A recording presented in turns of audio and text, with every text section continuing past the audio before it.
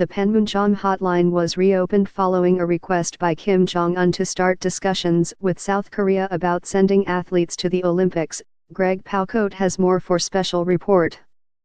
North Korean leader Kim Jong-un reopened a key cross-border communication channel with South Korea for the first time in nearly 2 years Wednesday as the rivals explored the possibility of sitting down and talking after months of acrimony and fears of war. The sudden signs of easing hostilities, however, came as President Donald Trump threatened Kim with nuclear war in response to his threat earlier this week. In his New Year's address Monday, Kim said he was willing to send a delegation to next month's Winter Olympics in South Korea. But he also said he has a nuclear button on his desk and that all U.S. territory is within striking distance of his nuclear weapons, comments Trump latched onto Tuesday when he boasted of a bigger and more powerful nuclear button than Kim's. The two leaders exchanged crude insults last year, as the North received new UN sanctions over its sixth and most powerful nuclear test explosion and a series of intercontinental ballistic missile launches. The recent softening of contact between the rival Koreas may show a shared interest in improved ties, but there's no guarantee tensions will ease.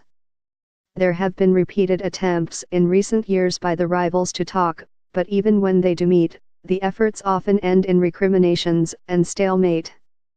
Outside critics say Kim may be trying to use better ties with South Korea as a way to weaken the alliance between Washington and Seoul as the North grapples with toughened international sanctions over its nuclear and missile programs.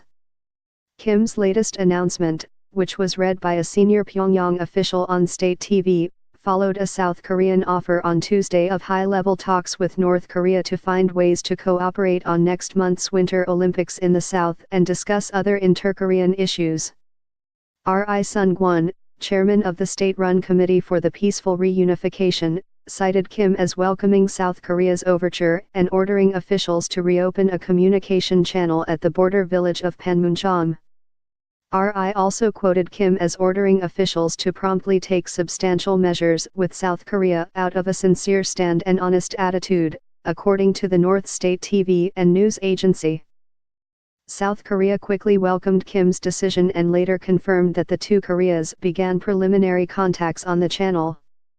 During their 20-minute communication, liaison officials of the two Koreas exchanged their names and examined their communication lines to make sure they were working, according to Seoul's Unification Ministry. Since taking office last May, South Korea's Liberal President Moon Jae-in has pushed hard to improve ties and resume stalled cooperation projects with North Korea. Pyongyang had not responded to his outreach until Kim's New Year's address. Relations between the Koreas soured under Moon's conservative predecessors, who responded to the North's expanding nuclear program with hardline measures. All major rapprochement projects were put on hold one by one, and the Panmunjom communication channel had been suspended since February 2016.